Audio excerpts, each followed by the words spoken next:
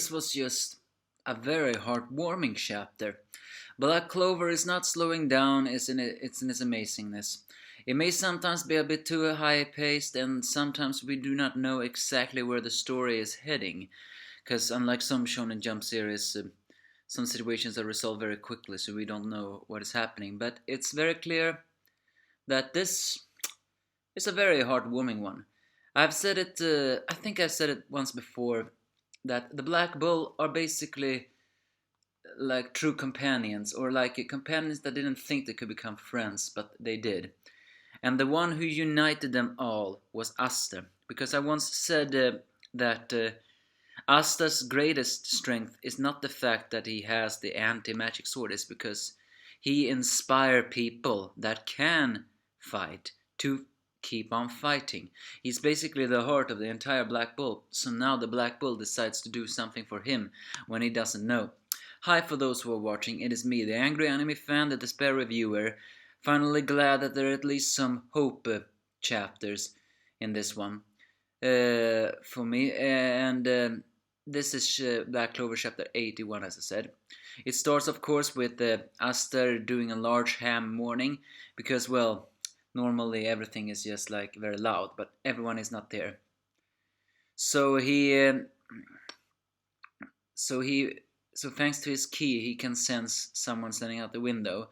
That's Finral and Noel, who discuss everything what they're doing.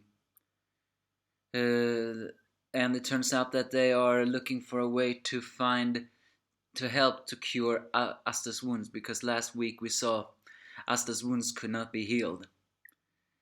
And they're doing it secretive, because well, Gianni would get mad at them according to them, and also because Aster is a very selfless character. He's that, I wouldn't say typical, but after all, many Shonen Jump series or Shonen series actually has a bit of a selfish side. They are very kind, but also a bit selfish in their decision.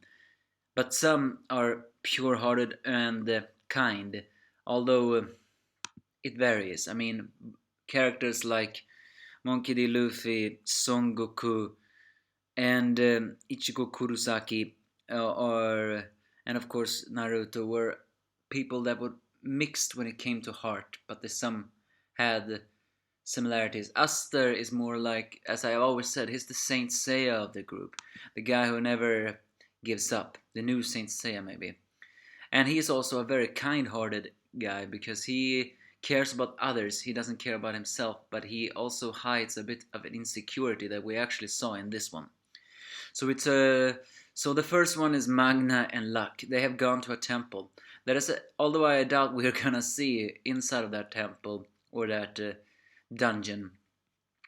I'm actually a bit glad that we saw another dungeon, because there's one thing that I have always worried myself over this manga creator, and that is he introduces neat things, but sometimes I actually wonder, does he no, not the will I forgot the right word for that.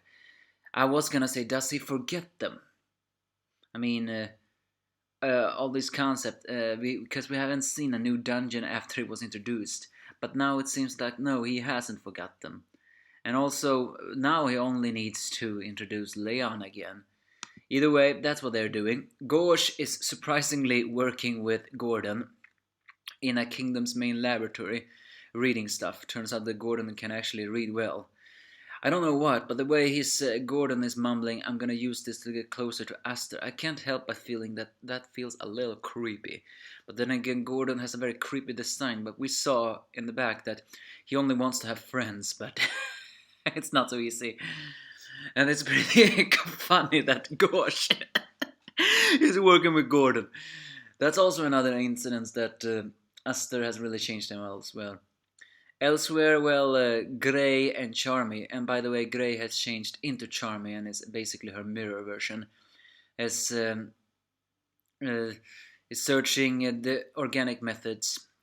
Elsewhere, Noel and Finral actually wonders why they are doing this, because we will lowboard and Rookie. Aster remembers every single person that actually taunted him for what he was. But as they say that, they also say, he may have no magic, but he doesn't know how to give up. He has no magic whatsoever, but he first wants to stand up and fight with all his might. A guy like that is what that Aster that gave us all the power to keep fighting. This time we're gonna make sure he can keep fighting. So that basically just confirms it, that what I said before. Aster is the heart of Black Bull. He united Black Bull. He gave them strength. And that, I don't care what if you deny it. I mean, I would actually accuse if anyone see this video and accuse me of saying that that's so cheesy. Whatever if it's cheesy or not, I think even they can admit that that's very heartwarming. Especially when we see a little page about Aster's big moments where he inspired everyone to keep on fighting. So yeah, Aster may not have any magic, and one day he may lose the anti-magic sword, but it's very clear his will to keep on fighting gave the others who had potential to keep fighting to fight. Or maybe it's better to say, he gave those that have the power to fight yet lack the resolve to fight, thanks to that they gained the will to fight. I confused my own words. Well, that's it. So Aster goes outside, and for the first time we actually see Aster cry happy tears. I mean, as I said before in the earlier of this video, Aster usually hides his large ham between loudness, cheerfulness, and some anger. So, and as we said, and then last week we saw that he swore to God that he will never give up. This is one of the moments where he actually cries of happiness, because it proves that despite everything that he does, Aster is still a step forward smiler. He hides a big insecurity inside of his heart, because even though he doesn't give up, even though he is pretty muscle bound, because if you think about it, there are not many in this magical world that has his build. Well, okay, Vet and Yami had, but that's beside the point. And he still felt a very, very hatefulness that he never was blessed with any magic. But he's so glad that he got to the Black Bull, because he was blessed with wonderful teammates and comrades, and that is very heartwarming. And it's even more heartwarming than Jamie, that has been sitting a little bit farther away, smokes, and also smiles and saying that, even also praises that, saying, how much better off would it be if you put that much effort into your normal job? I don't know why, but every time Jamie shows his soft side, I cannot help but feeling a little bit happy. I mean, in real life, I think a guy like that would scare me, but there's just something about guys that is very gruff, that hides a kind side, is actually very cool to look at in the anime world. So what's Finral and Noelle gonna do? Well, we don't know. They're gonna do it somewhere place. Elsewhere, Vanessa has returned to a place full of shadowness and a big wooden door.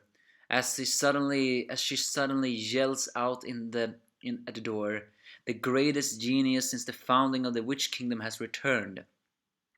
I have some business to take care of, so open up.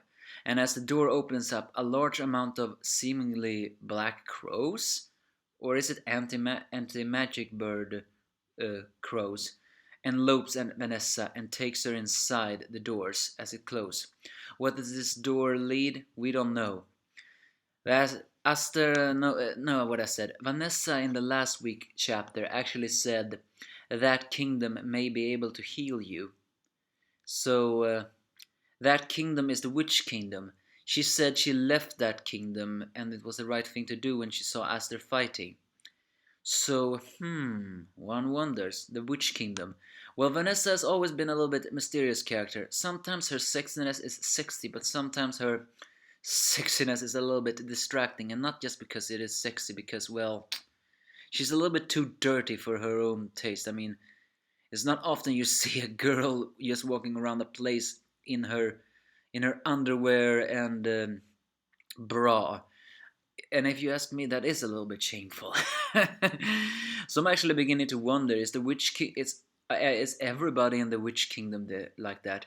Moreover, this Witch Kingdom seems to be a place full of dark woods and a big door, meaning that it's not associated with the kingdom, Clover. And finally, Vanessa calls herself the greatest genius since the founding of the Witch Kingdom. The Vanessa we have seen up until now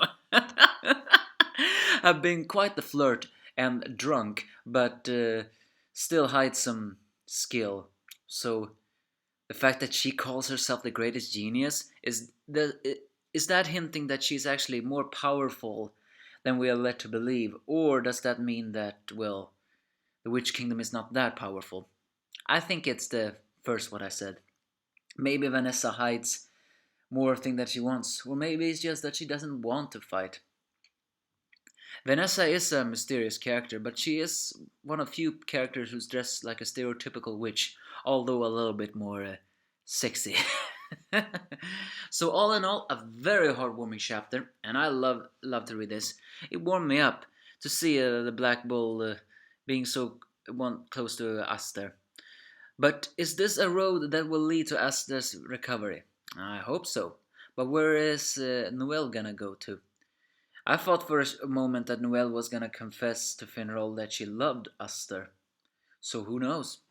That may not be too far ahead in the future.